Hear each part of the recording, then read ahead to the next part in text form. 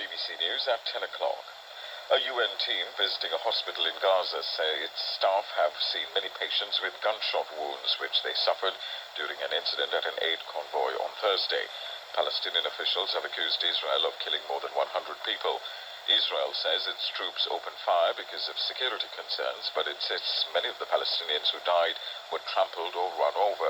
Our correspondent in Jerusalem, Paul Adams, says conflicting accounts are causing confusion.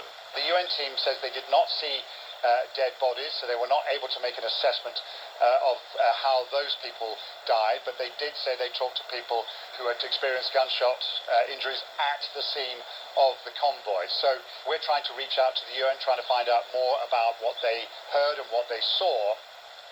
Sir Keir Starmer has said the Prime Minister was right to call for unity in his speech in Downing Street yesterday. Rishi Sunak said extremists were trying to undermine Britain's multi-faith democracy. The Lib Dem leader, Sir Ed Davey, said the Conservatives had sowed the seeds of division for years.